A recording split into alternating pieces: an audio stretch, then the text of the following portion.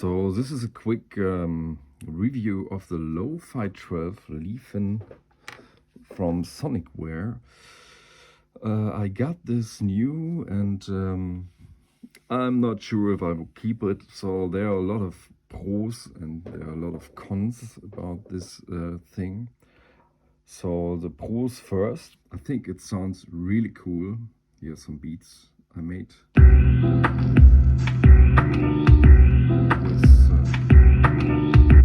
With some of my own samples.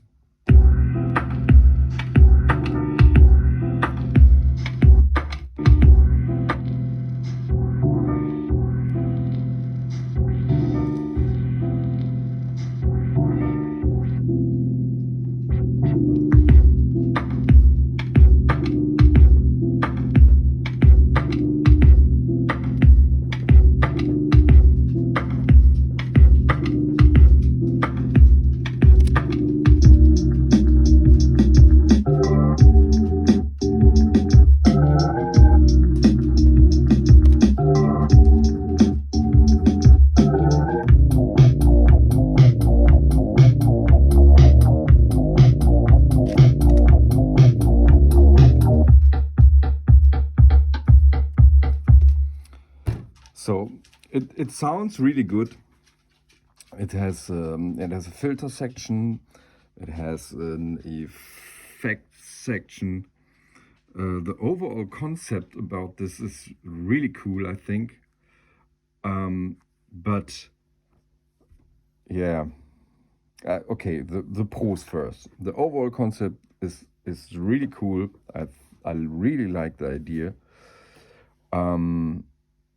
I like that you have a small keyboard and an step sequencing feature. I did not figure out yet how to step sequence. So you have your samples. I have on every track one sample now. I'm not sure if I can layer samples on one track, so this also I didn't found out yet. The good thing about this is it sounds really, really good. The filter is good. The usability of all the parameters are really good. And yeah, that's the pro part. So now we come to the bad part. I think the overall concept isn't,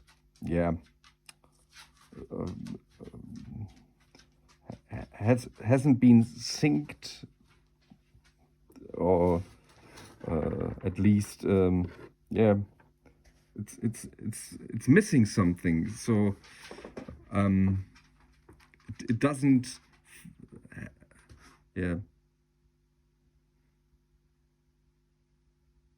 it does not aim I think the whole concept does not aim the target group, because in the end you only have 128 slots for samples.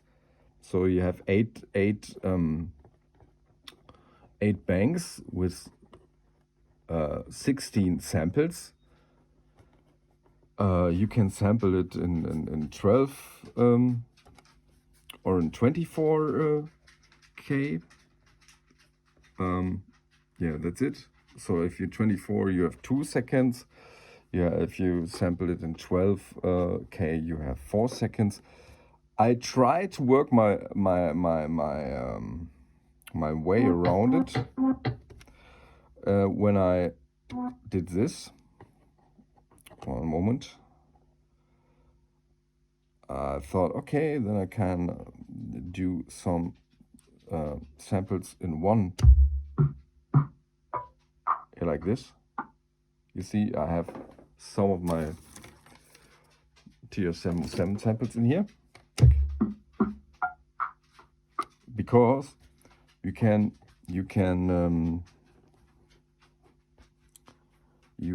set the start point of every sample, and it's individual on the tracks. That's really cool, but you only have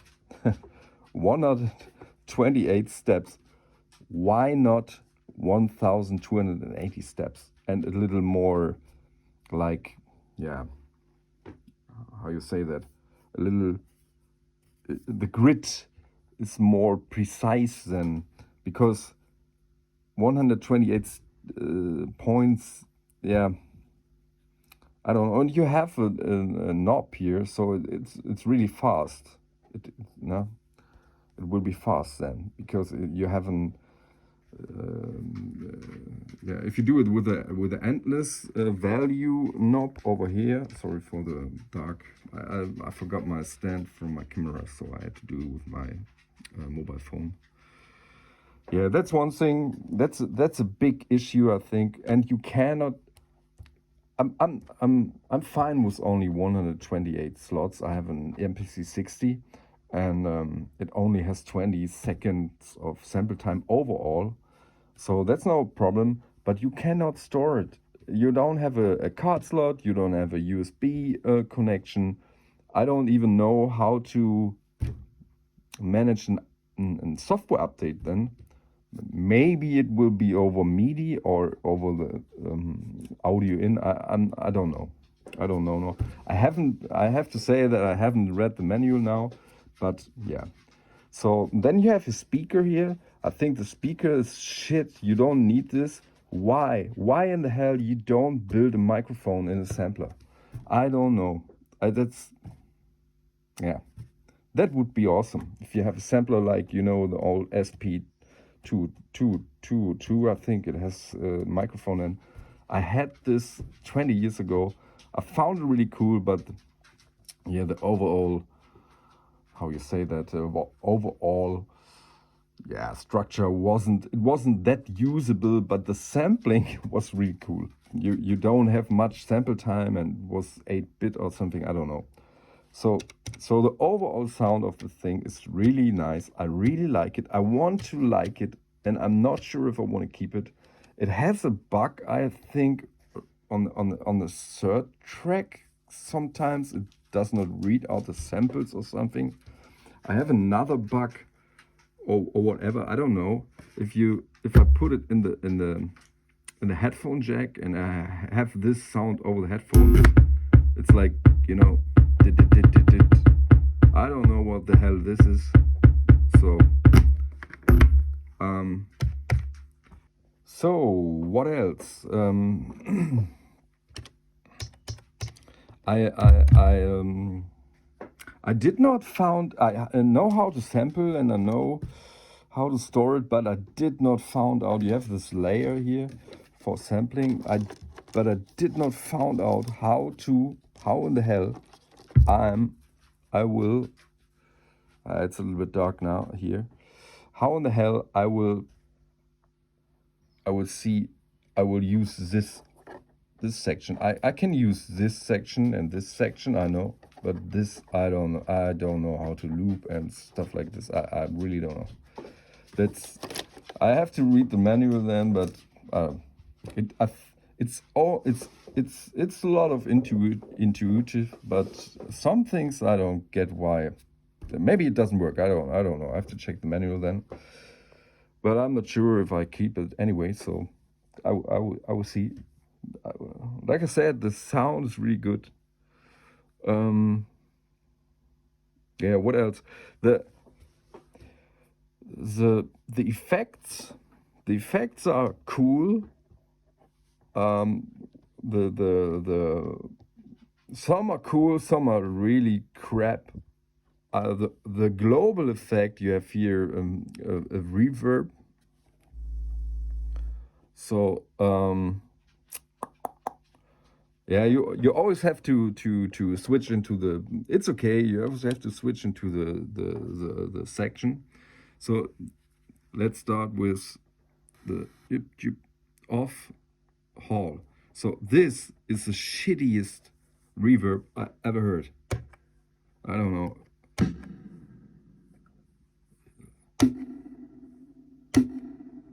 This is so shit. I don't know. it's almost unusable. Maybe you can question it. Is it a bug or is it a feature? I don't know what this reverb is doing here. Reverb amount or something. I don't know. That's shit. See, so you have infinite. What is this? What the hell is this? This is the cheapest programming of a reverb I think you can get. Maybe that's a lo-fi status. I don't know. Standard setting. I don't know. The tape thing. The tape thing is kind of funny. I really like the effect, but why in the hell do you put a humming all over it? It's a really cool effect if you see like an pitching or slightly modulated pitching and but the humming, what's about the humming? I don't know. What is that? I have no tape recorder which has a humming like this. Yeah, the only thing you can use on the global effects, I think, is no, sorry, man. So this is a vinyl effect. That's kind of cool if you use it gentle.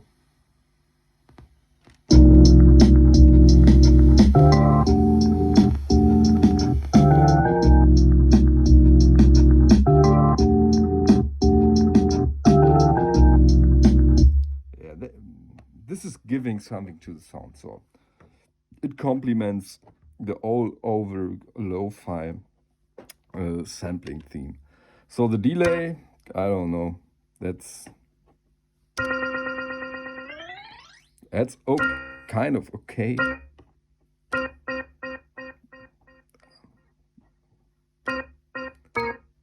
I think instead of the reverb amount or whatever this is here, which is connected to this global reverb somehow, you should add a level for the effect here or something, because if you want a feedback longer, it increases the level of the effect in cases of the delay.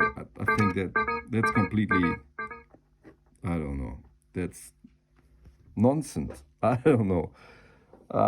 Okay, I know I sound pretty harsh because I think it's really a lot of hard work to do stuff like this, and I really like the concept.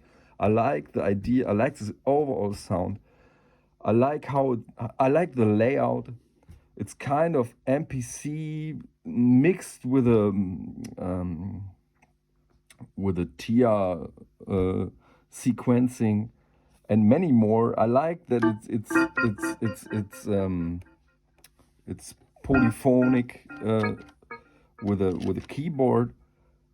I really want to like it, but I hate it at the same time. I love it and I hate it at the same time. That's yeah, it's strange. So what's the verdict? The verdict of this? I don't know. I don't know if I want to if I would keep it. It cost me about 390 bucks, euros. That's a lot of money. And on the other hand, I think it's a lot better than, for example, if you know the Zoom ST2 224.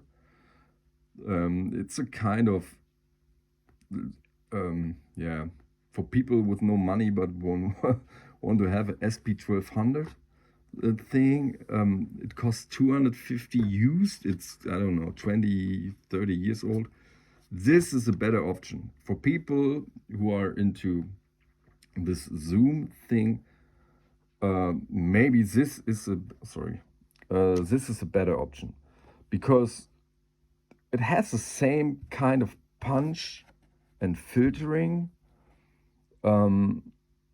but I don't know. I have some. It would be much better if this would be a microphone.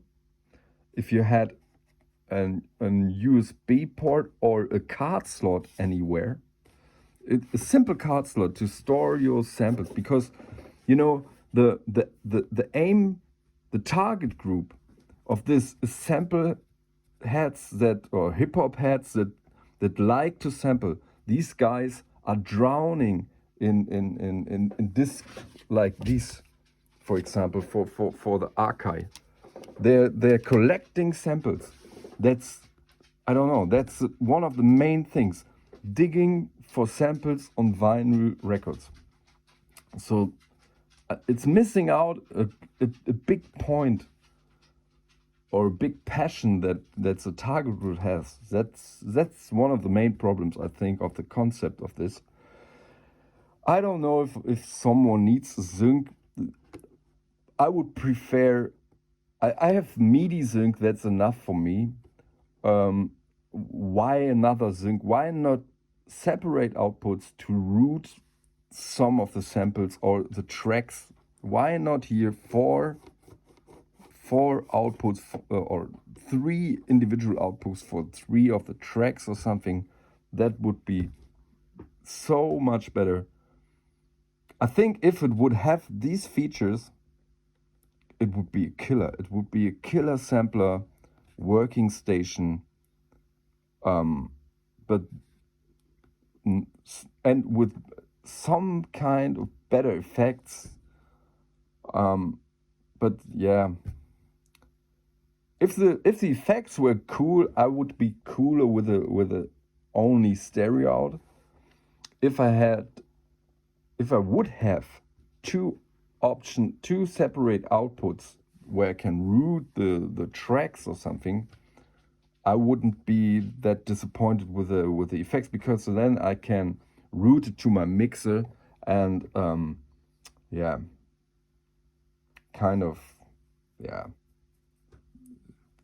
throw it through external effects.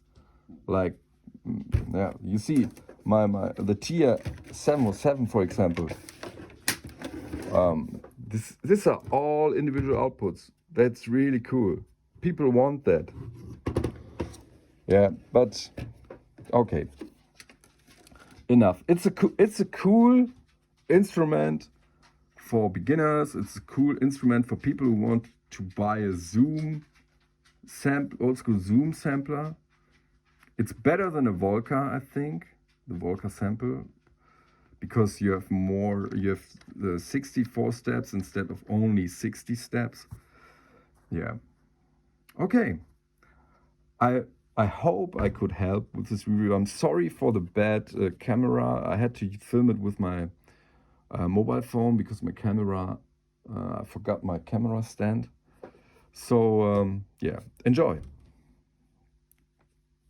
buy it, enjoy it, whatever. I don't know. I don't even know if I want to, if I would keep it. So some beats in the end. Some beats.